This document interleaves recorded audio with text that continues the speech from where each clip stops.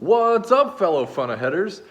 I hope you're having a great day so far. I certainly am. It's a beautiful day outside, and we're kicking it off with working on the Boxster today, which I'm very excited about. If you're not up to speed on this project, please go back and watch the previous videos. Basically, I bought this car with about 97,000 miles on it, just over that actually, and it had a pretty bad tick sound. We ended up getting to the bottom of that to realize that the tick was probably a hydraulic lifter, but also it had a failing connecting rod bearing, which was making a little bit of metal inside of the engine. So both of those things somewhat warranted an entire teardown and rebuild of the engine. And this engine is completely fresh and brand new and ready to go. Well, not brand new, but components inside of it are completely brand new. And as you can see, we have the engine back up in the car. And today we're doing the first test fire. So with that, stay tuned.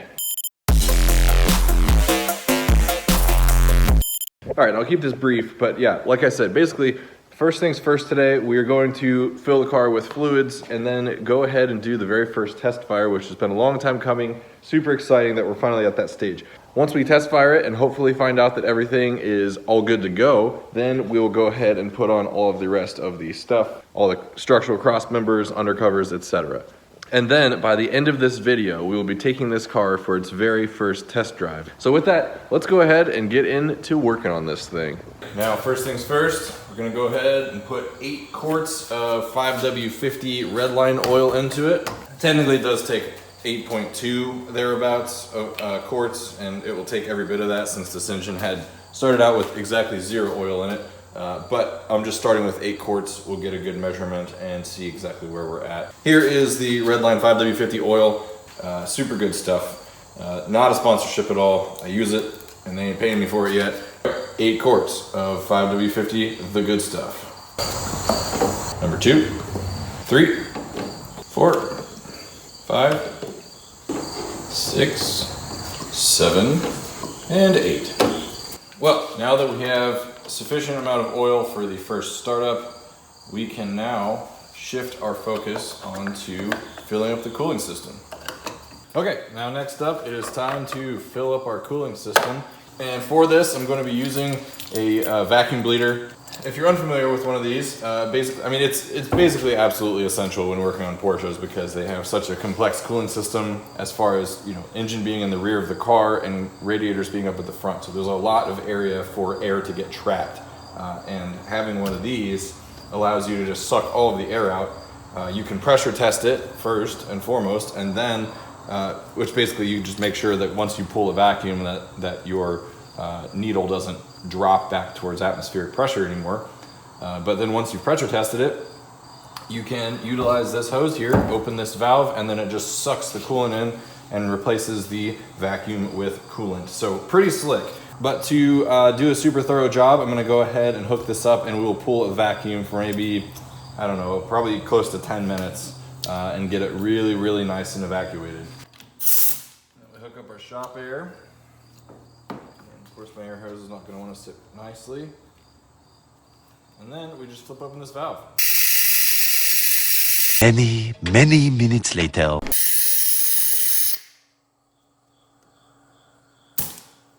Okay, so we just got done pulling a vacuum on the system for about 10 minutes. We are at about minus 0.9 bar. That's about minus 26 PSI. And so far it seems to be holding, but I'm going to let that, you know, just kind of sit there for a few minutes, just ensure that nothing is leaking, nothing's weird, and then we will go ahead and do the fill. All right, so it is fill time. Pressure-wise, we are still holding steady. It did an initial kind of pullback back to about minus 25 PSI, and then it's been holding steady ever since for about the last 10 minutes. Let's go ahead and start getting to filling.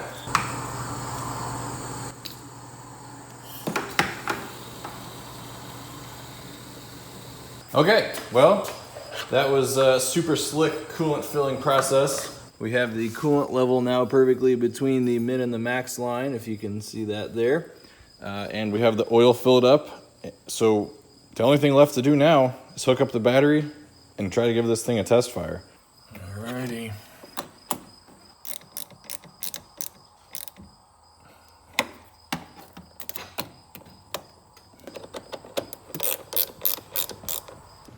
You guys, this is big. Doing the startup Literally a week ago, this engine was in parts strewn across the clean room at the machine shop in North Carolina. And now it is in this car and we're about to do the first startup on it. Whew. Fortunately, our clutch pedal was pressed down because I pushed it down earlier and the system is not bled thanks to our new slave cylinder which we installed. So, let's see.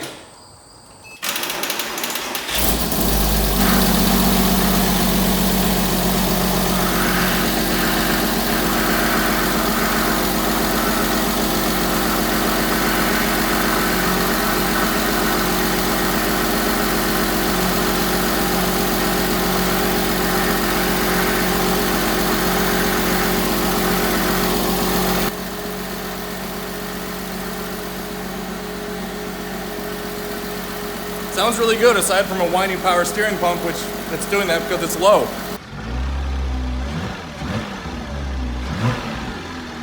Got a little bit of smoke coming up off the exhaust. That's kind of to be expected, not a concern.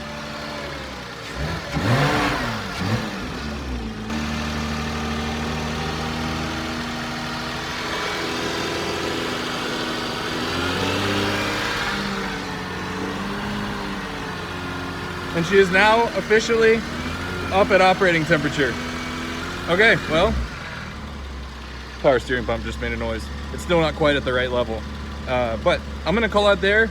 I think we just had a very successful first start, so now I'm gonna just shut it off, lift the car up, check for leaks, and then top off any fluids that need to be topped up. We'll check the oil, we'll check and make sure the coolant's still at a good level, and then of course the power steering pump, which that's been making a noise since we first started it. But that's always a pain. You kind of got to figure that out a little bit as you go. But anyway, I feel super relieved. This is a very successful first start.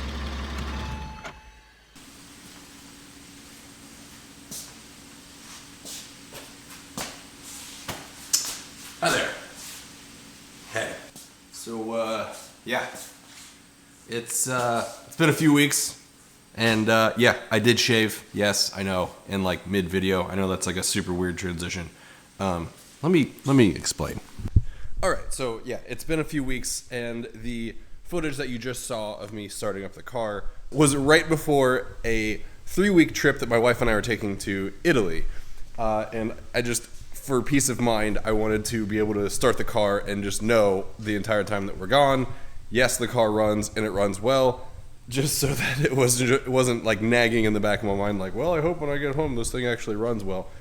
So I'm back now. We had a great trip and actually visited a lot of really cool places while we were there, automotive-wise and otherwise.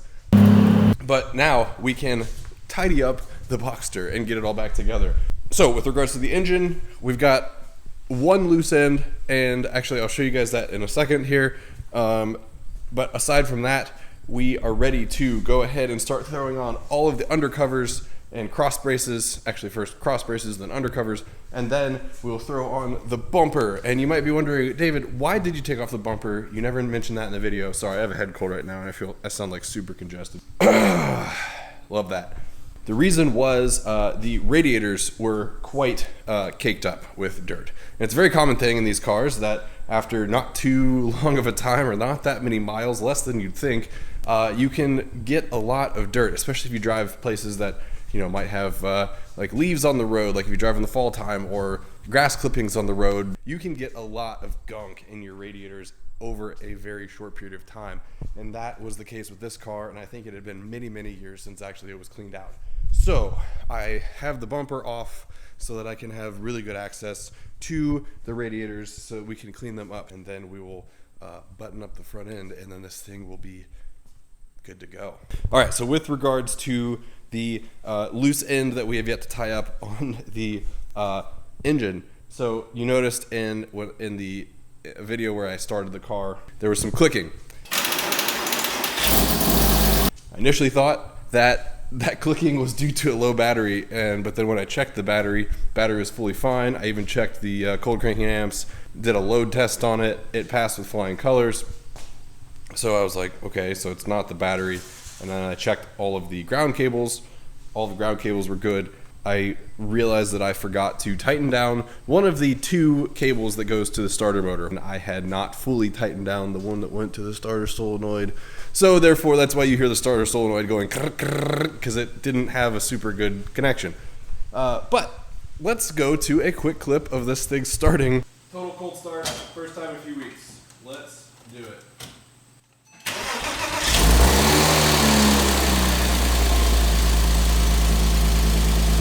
All right, well, the engine has been now running for, I don't know, maybe 5, 6, 7, 8 minutes. So I'm just kind of working on doing a bit of a coolant bleeding procedure. Of course, I vacuum bled the system to begin with, but of course, you know, you're never gonna get it 100% perfectly. Anyways, you can hear the thing sounds amazing, and it is fully up to operating temperature now. We've got the heat on full heat, so that we can get the coolant up through the heater core as well. In case you were wondering what this was, I made a nice mess on my garage floor because I forgot that I had the cap off. I went to rev the engine and it gargled out a bunch of coolant through through the fill hole there and dumped it out onto my floor, which was really nice. So yeah, oops. Alrighty, first things first, we're gonna get these CV shafts tightened back up to the flanges on the transaxle. And then we can go ahead and begin putting all of the undercovers from the middle of the car back to the engine. Gosh, just look how beautiful those freaking headers are. What a beautiful thing. Still jealous and a little bit salty that those are not on my car. All right, time to get to work, everybody.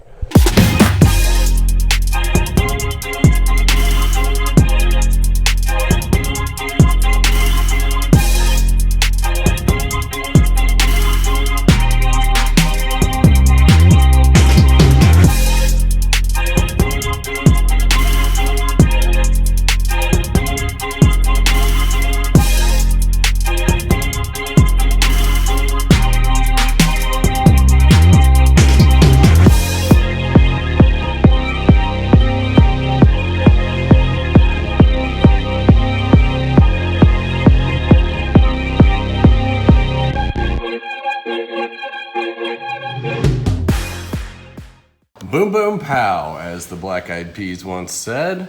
We've got undercovers back on the car. And yes, I did just say that. Please don't thumbs down my video. Thank God the freaking undercovers are on because I enjoy doing those about as much as I enjoy going to the dentist and getting a cavity filled. We've got the cross braces installed as well. Of course, we are still missing this one undercover section. It's about 1.5 feet deep section that goes right here. That was not on the car when I purchased it. That is on its way. All right, making a lot of progress. Let's get to continuing to make progress.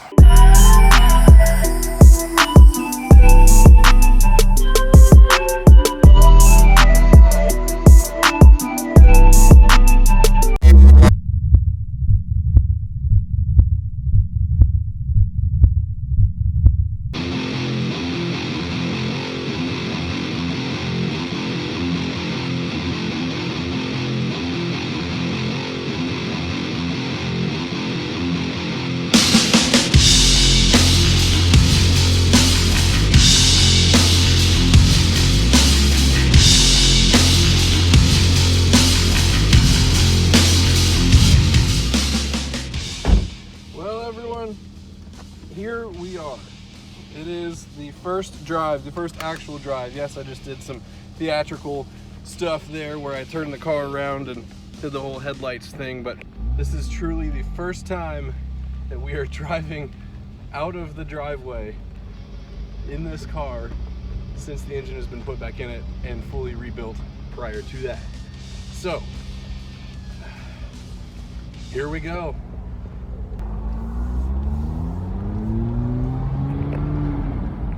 Obviously, I'm going to take it very easy on this first drive. Apologies in advance for the wind. All right, here we are. We are A, just about up to operating temperature, and B, we're up at 55 miles an hour, cruising in 5th gear. So far, so good. The car is driving super well. It sounds amazing. So I'm just going to continue to kind of take it easy on it for a few more miles and get everything up to temperature, and then oh, this thing just drives so well. These Boxsters I am genuinely jealous of the next owner of this car. So, game plan, of course, anytime you rebuild an engine, you need to take it very easy for, I don't know, about 500, 600 miles, let everything really nicely seat, and then change the oil, and then, you know, maybe put 1,000 miles on that next oil, and then you can really beat it up and start driving it as intended.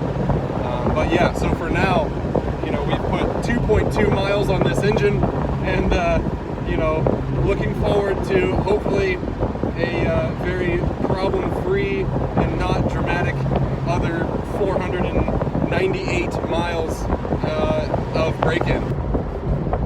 Okay, boys and girls, I hope you can still hear me all right. I've been driving the car for maybe 15 minutes or so since we've last talked, and my gosh, Boxsters are just the greatest invention. I mean, Porsche just nailed it with this car. It is such a playful, fun, freaking vehicle to drive, and it sounds, I mean, it's quiet, but it sounds so good. Like it's just like such a refined sound.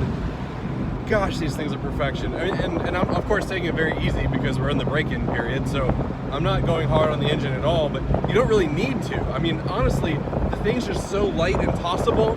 You know, you turn on to, even turning onto a perpendicular road is fun in this thing. You just take it faster than what you would normally take it in any other car, and it's just like, okay, let's do it. And oh, it's just so good, so much fun. Oh. So I'm trying to keep it below 4,000 RPMs. I think I've succeeded so far. I think I've maybe hit like 41, 4,200 RPMs, maybe tops, but it just, it's the kind of car that just brings a smile to your face instantly. I mean, more so than my Cayman. I don't know what it was about my Cayman. I loved that car, but it was more like, and it's basically the identical car to this, but this car is just, it just feels lighter. It might be a placebo thing, I'm not sure, but it's just a more enjoyable car to drive. It's more playful than even the identical car that it's based on. I don't understand why that is. Again, maybe it's all in my head, but what a perfect driving car. Now, how does it compare to my 996? Well, honestly, my 996, I would say, is similarly playful. This thing has a little bit more fun factor because of the no roof, but you know, I would say the 996, 911, and the Boxster are very comparable in terms of fun factor and tossability. And of course, a lot of people would argue, well, the mid-engine for the Boxster makes it more fun, and in some aspects that's not wrong. I would also argue that the very light front end of the 911, you know, makes up or adds to some of the fun factor as compared to this car. Anyway, this car, what an absolute gem. I mean, and it's got the PASM. So right now I'm going down kind of a rougher country road. I can turn sport mode off, and immediately the car just smooths out. Like, it's such a nice riding car. And then when you want it to be sporty and you're on like a more conducive surface for being sporty, well, guess what? You can. You just turn on sport mode PASM, and the thing stiffens right up. This car is amazing, and it's driving great. We did a great job, I would say. So far, so good. We've got 17 miles on the clock now with this brand new engine, and things are going well. So anyway, time to just continue to put mileage on it, get it through its break-in phase, so that we can really start romping on this thing and have some fun. Well, everyone, we're back in the garage now, as you can see. I just finished doing about 60 break-in miles on it, all of which were problem-free, and all of which were extremely fun. It's amazing how much fun you can have in a Boxster, even when you're keeping it below like 3,500 or 4,000 RPM. The chassis is just that good. It doesn't need to be wound out in order to have fun in it, but once you can wind the engine out, it just adds to the fun that much more. Anyway, I think we can officially put the stamp of completion on this project. Thank you all so much for watching along. If you haven't watched the videos that led up to this point in this video series, please go back and watch them. We did quite a bit to get this car to this point. If you have watched them, I hope you found this entire process as satisfying as I did, going from a very scary sounding ticking engine to now this very smooth running rebuilt engine that will now last for many, many, many, many years to come. So this isn't quite the end of the road for this car with regards to FunAhead TV. I will be making one more video about it. Otherwise, this car is basically ready to go, with the exception of we do have brakes on the way and we do have the undercover little section on the way as well. But other than that, the car is obviously perfectly drivable right now. Just waiting on a few more parts, but with regards to the powertrain, it is completely done and dusted. So thank you all so much for tuning into FunAhead TV. If you enjoyed this episode, please give it a like. And please share it with someone that you think might also like this video or this video series as well. And please comment down below. Let me know if you enjoy Boxsters and if you've ever driven one, and if so, let me know if you think they're as fun as I find them. Thank you all so much for tuning in to FunAhead TV. I really appreciate each and every one of you for watching my silly little videos. You guys are the best, and I will see you all in the next episode.